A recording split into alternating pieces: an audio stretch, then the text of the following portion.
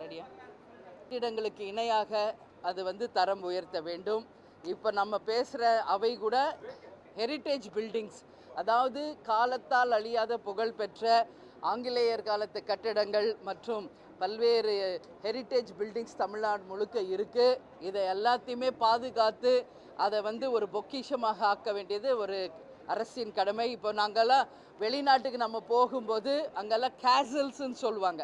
அதாவது அந்த காலத்தில் வாழ்ந்த ராஜாக்கள் வாழ்ந்த அந்த பேலஸ் எல்லாம் இன்றைக்கும் பாதுகாக்கப்படுகிறது. கேசல்ஸ்ன்னு சொல்லி இங்கேருந்து எல்லா மக்களும் அதை போய் பார்வையிடுற ஒரு கலாச்சாரம் அங்கே இருக்குது. அதுபோல் தமிழ்நாட்டு சுற்றுலாத்துறை ஆகட்டும், தமிழ்நாட்டுக்கு வெளிநாட்டிலிருந்து வருபவர்கள் இது எல்லாமே ஒரு கலாச்சாரத்தின் பிரதிபலிப்பாக ஹெரிட்டேஜ் பில்டிங்ஸாக இதை போற்றி பாதுகாக்கணும். நம்மளுடைய கார்ப்பரேஷன் ஆஃபீஸ் ஆகட்டும், நம்மளுடைய ரயில்வே ஸ்டேஷன் ஆகட்டும், அதுபோல் தமிழ்நாடு முழுக்க இருக்கின்ற அனைத்து ராஜா காலத்து கட்டிடங்கள், ஆங்கிலேயர் காலத்து கட்டிடங்கள், கோட்டைகள் அத்தனையும் பாதுகாக்கப்பட வேண்டும் என்பதை இன்றைக்கு என்னுடைய உரையிலே நான் பேசியிருக்கிறேன். அதே போல் இன்றைக்கு நம்ம மனித மேம்பாட்டு பற்றி பேசுகிறப்போ நம்மளுடைய எண்ணூர் துறைமுகத்தில் அந்த கழிவுகள் கலந்ததுனால பல மீன்கள் டன் கணக்கில் இறந்துருக்கு. எனவே இன்றைக்கி அந்த கழிவு நீர்களை அகற்றி அங்கு வாழும் உயிரினங்களை காக்க வேண்டியது ஒரு அரசினுடைய கடமை. அந்த வகையில் அங்கே எந்தெந்த கம்பெனியெல்லாம் வருதுன்னா HDCL இந்துஸ்தான் ஆயில் எக்ஸ்ப்ளோரர் கம்பெனியும், சாதார் மாலா, பாரத் மாலா போன்றவை, இந்தியன் ஆயில் ரெஃபைனரிஸ், இந்துஸ்தான் ரிஃபைனரிஸ், இது போன்ற இண்டஸ்ட்ரீஸ்னால நம்மளுடைய கடல் சார்ந்த உயிரினங்களுக்கு பாதிப்பு வருது. இன்றைக்கி கடலூர் மாவட்டத்தில் நடக்கின்ற அந்த ஹிந்துஸ்தான் ரிஃபைனரிஸை பற்றி தான் இன்றைக்கி பேசுனாங்க. அப்போது என்னுடைய கருத்து இன்றைக்கி பதிய வைக்கிறேன். நிச்சயமாக கடல்சார் உயிரினங்களை காப்பாற்ற வேண்டியது ஒரு அரசின் கடமை. நிச்சயமாக அதற்கு பாதிக்கப்பட்ட அந்த நிறுவனங்களிலிருந்து உரிய சன்மானத்தை வாங்கி தர வேண்டும் என்பதையும் இன்றைக்கி சொல்லியிருக்கேன். அது மட்டும் இல்லை, இன்றைக்கி ஹைட்ரோ கார்பன் போன்ற திட்டங்களால் நம்மளுடைய விவசாய நிலங்கள் பாதிக்கப்படுது. இதுவும் நிச்சயம் காக்கப்பட வேண்டும். அதுபோல் இன்றைக்கு மற்றபடி நம்ம பார்த்தோம்னா இன்றைக்கு விளையாட்டுத்துறையை பற்றி நாம் பேசியிருக்காங்க. விளையாட்டுத்துறையில் எல்லா ஸ்டூடெண்ட்ஸும் விளையாட்டில் வரணும் அப்படின்றத நான் பதிய வச்சுருக்கேன். ஏன்னா இன்றைக்கி போதை கலாச்சாரத்தில் இளைஞர்கள் போகும்போது அவர்களை ஒழுங்குபடுத்தணுன்னா விளையாட்டுத்துறை மிக மிக முக்கியம். ஒரு கல்வியோடு சேர்ந்து விளையாட்டும் எந்த ஒரு மாணவன் பயில்கிறானோ அந்த கிரவுண்ட்லேயே அவங்களுக்கு அந்த ஒழுக்கம் வந்துடும். ஒரு NCCயில் சேருங்க, ஒரு ஸ்கவுட்டில் சேருங்க, ஒரு விளையாட்டுத்துறையில் சேருங்க, நாட்டு பற்றை பற்றி ஸ்கூல்லேருந்து டீச் பண்ணுங்கள். அப்போது அந்த மாணவன் நிச்சயமாக ஒரு நல்ல சிட்டிசனாக, ஒரு நல்ல உதாரணமாக இந்த நாட்டுக்கு இருப்பான் என்பதை நான் சொல்லியிருக்கிறேன். இன்றைக்கி கோயம்புத்தூர்லேயும் நடந்த இந்த கொலைகள், அமுதன் தனுஷ் கொலைக்கு பின்னால் மது தான். இன்றைக்கி நடக்கின்ற பாலியல் வன்கொடுமைகளுக்கு பின்னால் மதுவும் கஞ்சாவும் தான் இருக்குது. நிச்சயம் இது ஒழிக்கப்பட வேண்டும் என்பதை இன்றைக்கி இளைஞர் மற்றும் விளையாட்டுத்துறை சார்பாக பேசும்போது நான் சொன்னேன். நானே ஒரு நேஷ்னல் அத்லெட் என்ற முறையில் அந்த விளையாட்டு எந்த அளவு ஒரு மாணவனுக்கு முக்கியம் என்பதை இந்த நேரத்தில் நான் அதை சொல்லியிருக்கிறேன். அதே மாதிரி நெடுஞ்சாலைத்துறையில் இருக்கின்ற சாலைகள், இன்றைக்கி நீ எல்லாருமே 2 வீலர்ஸில் போகிறவங்களுக்கு தெரியும் எந்த அளவு ரோட்ஸ் பேடாக இருக்குது. அது நாட் ஒன்லி த நெடுஞ்சாலைகள் மட்டும் கிடையாது, ஒவ்வொரு நகர சாலைகள், அதே போல் பேரூராட்சி ஊரக சாலைகள் வரைக்கும் தமிழ்நாடு முழுக்க சாலைகள் மிக மோசமாக இருக்குது. அதுக்கு கட்டாயம் அரசு கவனத்தில் கொண்டு சாலை மேம்பாட்டை உறுதி செய்யணும். எங்கெல்லாம் விபத்துகள் அதிகம் நடக்குதோ அங்கெல்லாம் உரிய பாதுகாப்பை மக்களுக்கு தர வேண்டும் என்பதையும் சொல்லியிருக்கேன். பழுதடைந்த வாகனங்களை அப்புறப்படுத்தணும். அதே மாதிரி நம்ம எல்லாரும் போகிறோம், பிரிட்ஜஸ் எவ்வளோ செலவு பண்ணி கட்டியிருக்காங்க. அந்த பாருங்கள், வேர் விட்டு ஆலமரம் அது எல்லாம் முளைச்சிக்கிட்டு இருக்கு. எல்லா பிரிட்ஜஸ்லையும் நானும் பார்த்துருக்கேன். ரொம்ப வேதனைப்படுவேன். எல்லாருக்கும் அந்த உணர்வு இருக்குன்னு நான் நினைக்கிறேன். நாட்டு மேல் பற்று இருக்கிற அனைவருக்கும் நிச்சயம் அந்த உணர்வு இருக்கும் என்பதில் மாற்று கருத்து இல்லை. ஸோ இதவும் நான் பதிய வச்சுருக்கேன். பிரிட்ஜு கட்டுறது பெருசு இல்லை, அதை மெயின்டைன் பண்ணுங்கள். அதில் இன்றைக்கி ஆலமரம் வேப்ப மரம் முளைச்சி அப்புறம் என்ன ஆகும்? அந்த பாலம் விழுகின்ற ஒரு நிலை வரும். அதனால் இப்போவே முளையிலே கிள்ளி எறியணும் என்பதையும் நான் இன்றைக்கி பதிய வைத்திருக்கிறேன். அது போன்ற என்னுடைய உரைகளை எல்லாமே சொல்லியிருக்கேன். லைவில் நீங்களும் பார்த்துருப்பீங்க. வேற எதுவும் நீங்க கேட்கணும்னா கேளுங்க. ஆமாம் இல்லை இல்லைங்க, சரி இல்லை, நீங்கள் ஆஸ் எ ப்ரெஸ் இல்லை, நான் உங்களை கேட்குறேங்க, என்ன தீர்வு? ஃபைனலுக்கு நான் வந்துட்டேன். சொல்கிறோம் சொல்லிக்கிட்டே இருக்கோம், சட்டங்களை விதிக்கிறோம், தண்டனை கொடுக்குறோம், பட் தீர்வு நடக்கலையே. 4 நாளில் 10 குழந்தைகள் பாலியல் வன்கொடுமை பண்ணப்பட்டிருக்காங்க. எல்லாம் 4 வயசு, 2 வயசு, 5 வயசு, 9 வயசு குழந்தைங்க. அவங்க ஒன்றும் பெரிய பொம்பளைங்கள்லாம் கிடையாது, சின்ன பச்சிளம் குழந்தைகள். எல்லார் வீட்லேயும் பொம்பளை பிள்ளைங்க இருக்காங்க, எல்லார் வீட்லேயும் பெண்கள் இருக்காங்க. அப்போ அந்த குடும்பத்துக்கு நடந்தது நம்ம குடும்பத்தில் நடந்தால் இன்று ஜஸ்ட் கொஞ்சம் திங்க் பண்ணி பாருங்கள், யாராவது ஒத்துக்குவாங்களா? ஒரு பெண் தலைவியாக ஒட்டுமொத்த பெண்கள் சார்பாக நான் சொல்கிறோம், மயிலே இறகு போடு கெஞ்சிக்கிட்டு தான் இருக்கோம். ஆனால் இறகு போடுதா மயில்? வழியில் போட்டு இழுத்து ஒடுங்கினா தான் முடியும் அப்படின்ற நிலைக்கு கொண்டு போவது யார்? அதனால தான் நான் சொல்கிறேன், ஃபைனல் இதுக்கு என்னன்னா என்கவுண்டர் தான் அப்படின்றத நான் பல இடங்களில் சொல்லியிருக்கிறேன். இன்னைக்கு சட்ட சபையிலையும் அதை நான் பதிய வச்சிருக்கேன். சட்டம் நீதிமன்றம் வரைக்கும் போயிட்டு கடைசியா அந்த அரபு கண்டஸ்ட்ல இருக்க மாதிரி கேக்குறீங்களா என்கவுண்டர்? ஆமா. இல்ல ஒருத்தர் மேல குற்றம் சுமத்தப்பட்டா உடனே நான் என்ன சொல்றேன், இல்ல ஏற்கனவே வந்து கோயம்புத்தூர்ல இது நடந்திருக்கிறதுங்க, என்கவுண்டர் செய்யப்பட்டிருக்கிறார்கள் என்பதற்கு உதாரணம் இருக்கு சைலேந்தர் பாபு அவர்கள். நான் என்ன சொல்றேன், உடனே தெரிஞ்ச சுடுறது இல்லை, தீர விசாரிங்க. அப்படிதான் இதுதான் உண்மை என்றால் அரபு நாடுல மாதிரி ஒரு கொஞ்சம் பேர் நீ பனிஷ்மெண்ட் கொடுத்து பாருங்களேன், அதுக்கப்புறம் இது எங்கேயாவது தொடருதான்னு மட்டும் நீங்கள் பாருங்கள்.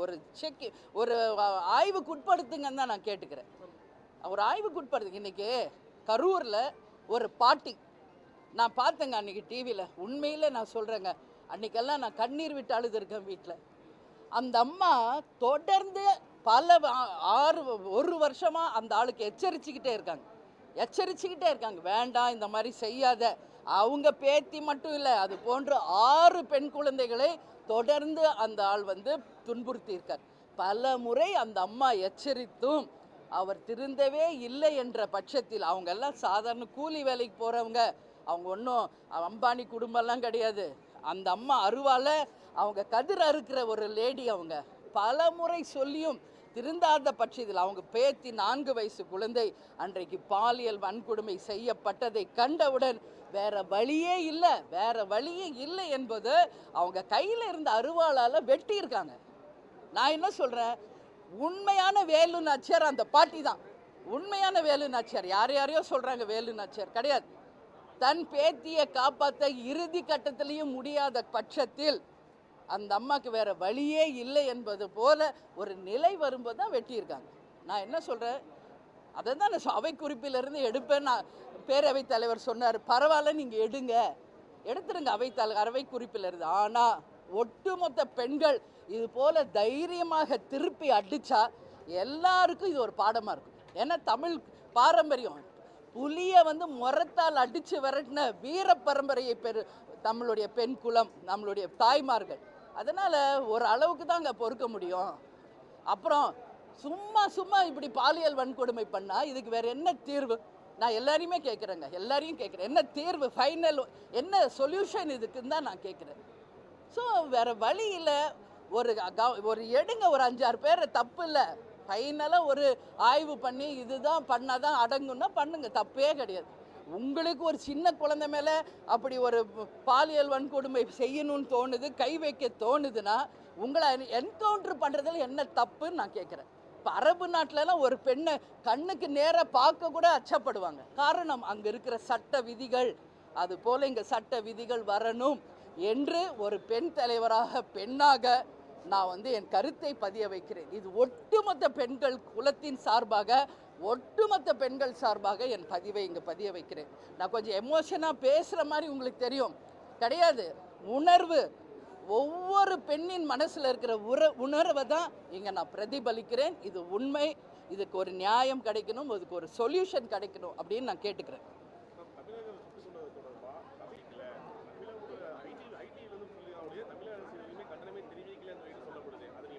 யாருங்க இந்த அமுதன் அண்ட் தனுஷா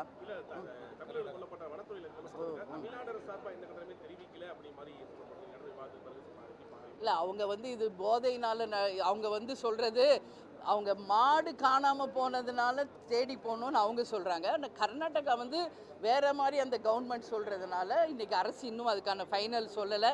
பட் நம்ம இதெல்லாம் பார்த்துக்கிட்டு இருக்கோம் பல ஆண்டுகளாக. செம்மரக்கட்டையை வெட்ட போனதுனால தமிழர்கள் இன்னைக்கு ஆந்திராவில் வெட்டி கொல்லப்பட்டிருக்கிறார்கள். கேப்டன் நேரடியாக சென்று அந்த 10 குடும்பத்துக்கும் நேரடியாக உதவி செஞ்சார். ஒரு வீட்டுக்கு நேராக போனார் கேப்டன்.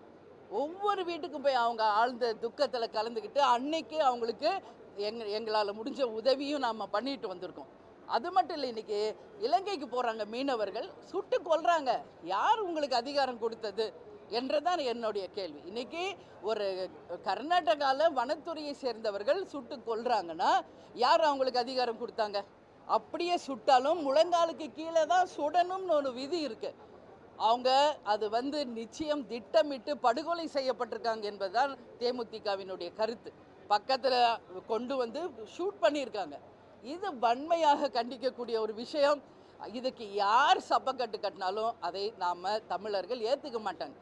இன்றைக்கி ஒரு விஷயத்துக்கு நீ வந்து கொலை தான் பண்ணுறீங்கன்னா அதுதான் தீர்வுன்னா அப்புறம் என்ன இருக்குது இங்கே நாட்டில்ன்னு நான் கேட்குறேன். அவங்க எதுக்கு போனாங்க? மாடு தேட போனாங்களா, இல்லை மரம் வெட்ட போனாங்களா?